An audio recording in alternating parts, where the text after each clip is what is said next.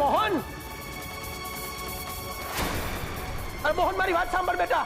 તમારે ન આવવું હોય તો નહીં આવતા, પણ હું જાઉં છું. આ છોકરો સમજતો નથી. અરે મોહન, यहाँ આખી દિવાલ તૂટી પડી છે અને આકાશ ચીકણી થઈ ગઈ છે. અરે મોહન, અરે મોહનિયા સંભાળજે પૈસા, તમે જલ્દી જાઓ. આવી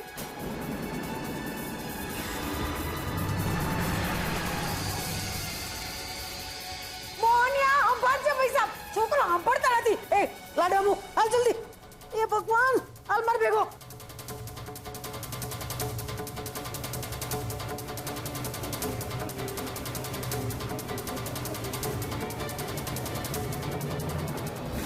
અરે અરે મોહન, અરે દીકરા, અરે મોહન, મોહન, અરે હાલ જલ્દી. અરે મોહન, મોહન બેટા, બેટા મારી વાત સાંભળ. મોહન, અરે અરે મોહનિયા, અરે તમે જાગતે નહીં. મોહનિયા ક્યાં ગયો તું? અરે મોહન, મોહન, દીકરા દીકરા દીકરા મારી વાત સાંભળ. પણ તમે જાઓ, અરે મોહન, મારે પતંગ ચગાવી છે. અરે પણ જાઓ તમે. અરે મોહન ઉભો રે. મોહન, મોહન, મોહન મારી વાત સાંભળ. અરે મોહન, મોહન, મોહન,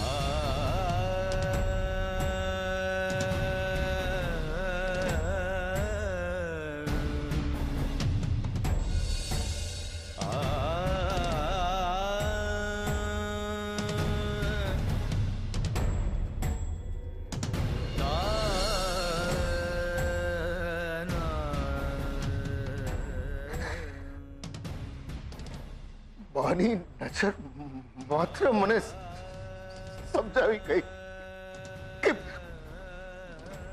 બાપુજીનો ખૂની હું છું.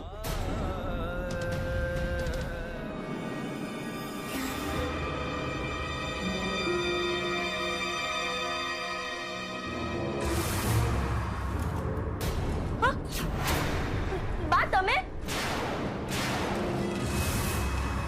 તમે ક્યારે આવ્યા?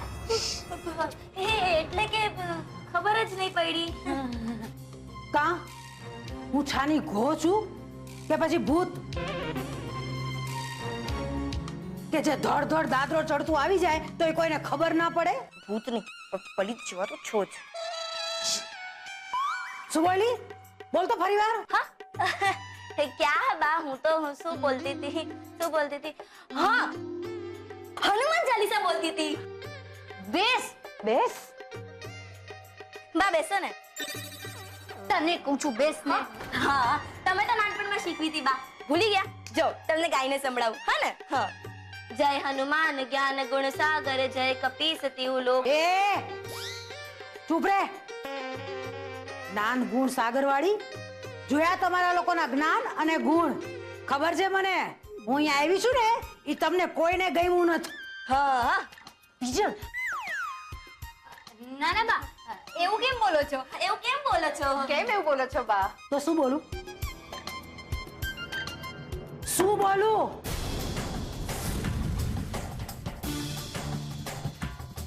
કો મને કે શું બોલું? મીરા વહુએ મારી બેગ રૂમમાં મુકાવડાવી દીધી અને તમે લોકોએ મારી પથારી નીચે હોલમાં. કા રસ્તામાં પડી છું? કેવી વાત કરો છો બા? તો શું કહું સેજલ? તે સાચું જ કહી રહી છું ને?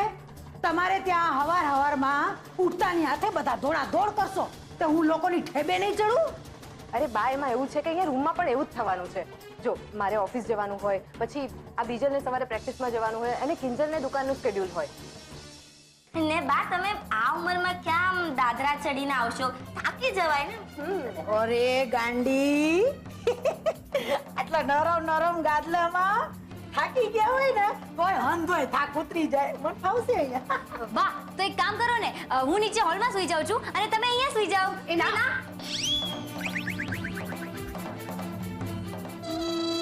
ના.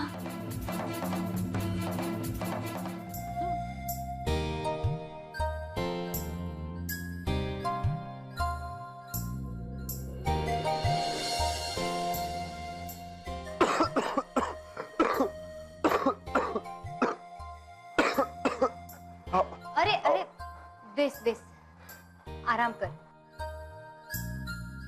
સોરી ઉત્કર્ષ, આવવા તો હું સવારે જ માંગતી હતી પણ ના આવી શકી. તારા માટે કંઈક લાવ્યા છીએ. બીજલ, આ બીજલ ક્યાં રહી ગઈ? બીજલ! બીજલ આવી છે? કેમ ભાઈ, તને કઈ વાંધો છે? ના ના, મને શું વાંધો હોવાનો? પણ મને વાંધો છે. તું આ બીમાર પડી ગયો ને, એમાં મારી આઈસ્ક્રીમ પાર્ટી લટકી પડી. એટલે હવે સજા રૂપે તારે કડવો કાળો પીવાનો છે. ચાલ મોઢું ખોલ. હે, કાઢો? ના ના, આને દૂર કાઢો. શું શું કીધું તે? અચ્છા, કાઢો. અરે કાઢો જોઈને મારો તાવ કાઢી ગયો, આઈ મીન ભાગી ગયો, ઉતરી ગયો. એમ, ઠીક છે. ઉતરી ગયો છે ને તો પાછો આવી પણ શકે છે, હે ને? આ વાયરલ નો કાંઈ ભરોસો નહીં, ભલું પૂછો. એટલે મમ્મીએ ખાસ તારા માટે આ કાળો મોકલાવ્યો છે, એટલે તારે પીવો તો પડશે જ, વાયરલ નું પત્તું સાફ કરવા માટે. બીજલ એક કામ કર, હા જો ગ્લાસ, જા લે આવ. હવે નથી પીવું ને તારે? આ હા, બાકી ઉત્કર્ષ, તારી ઓલી બેનપણી ક્યાં છે? હા, એને બોલો. શું કિંજલ, તું બી? પકડી લીધો, પકડી લીધો, પકડી લે. પી પી પી. હજી હજી છે છે છે. ચલો ચલો ચલો. આ કેટલું કડવું છે. તો શું તારે તાવમાં ગુલાબ જાંબુની ચાસણી પીવી છે ને? હા, હવે છે ને 2 દિવસ સુધી તારે ખીચડી ખાવાની છે. મમ્મીએ તારી માટે ખાસ બનાવી છે. મસ્ત મજાની ખીચડી છે. ફટાફટ ગરમ કરીને લઈ આવું, તારો બધો જ તાવ ભાગી જશે. જો ઉત્કર્ષ, દવા જેટલી વધારે કડવી હોય ને, અસર પણ એટલી જ વધારે કરે. ને હું ઈચ્છું છું કે તું જલ્દીથી સાજો થઈ જાય. એટલે આ વધેલો કાળો હજી તારે પીવાનો છે. પીશ ને? હા. પ્રેમનો પહેલો સ્તંભ ચડ્યા બાદ તો કિંજલ, હું તારા હાથે ઝેર પીવા પણ તૈયાર છું. થેન્ક યુ સો મચ કે તું આવી. પપ્પાજી, તમે મને બોલાવી? અરે હા સેજલ, 1 મિનિટ. હા, રાજકોટના પ્રોજેક્ટની ફાઇલ. બેટા, આ મેં ફાઇલ સ્ટડી કર્યા પછી મને એવું લાગે છે કે રાવ સાહેબે જે પણ કહ્યું ને, એમની વાત સાથે હું 100% સહમત છું. એટલે રાજકોટના પ્રોજેક્ટને જો કોઈ ઇન્ડિપેન્ડન્ટલી સંભાળી શકે એવું હોય ને, તો એ માત્ર તું છે. એટલે કંપનીએ નક્કી કર્યું છે કે આજથી આ રાજકોટનો 10 વિંગનો સનરાઈઝ હાઇટ્સ વાળો પ્રોજેક્ટ તારો. થેન્ક યુ પપ્પાજી. માત્ર થેન્ક યુથી કામ નહીં ચાલે. હવે જવાબદારી વધી છે એટલે તારું રાજકોટ પણ જવાનું વધશે. તો બેટા, અઠવાડિયામાં લગભગ 2 દિવસ તારે રાજકોટ જવાનું, ત્યાંની સાઇટ પરનું બધું કામ જોવાનું અને પછી બેક ટુ તાપીનગર. ઓકે? પણ પપ્પાજી, દર અઠવાડિયે આમ કેવી રીતે ફાવશે? અરે બેટા, તું ખર્ચાની ચિંતા નહીં કર. તારું જવા આવવાનું, ત્યાં રહેવા ખાવા પીવાનું, એ બધી જવાબદારી કંપનીની છે. હા, અને બીજી એક વાત બેટા, મેં નક્કી કર્યું છે કે આજથી તારો પગાર 20,000 નહીં, 40,000. શું? 40? યસ. અને હા, મેં પેલા તને કન્વેન્સના જે 5,000 આપ્યા હતા ને, એ પણ ડબલ, 10,000 રૂપિયા. એટલે તું ઘરમાં પણ થોડી ઘણી મદદ કરી શકશે. બોલ, એના જબરજસ્ત વાત. હે, થેન્ક યુ પપ્પાજી. બસ તો પછી હવે ઊભી જશું. જા જા જલ્દી રાવ સાહેબને મળ. આગળ શું કરવું એ બધું તને સમજાવી દેશે.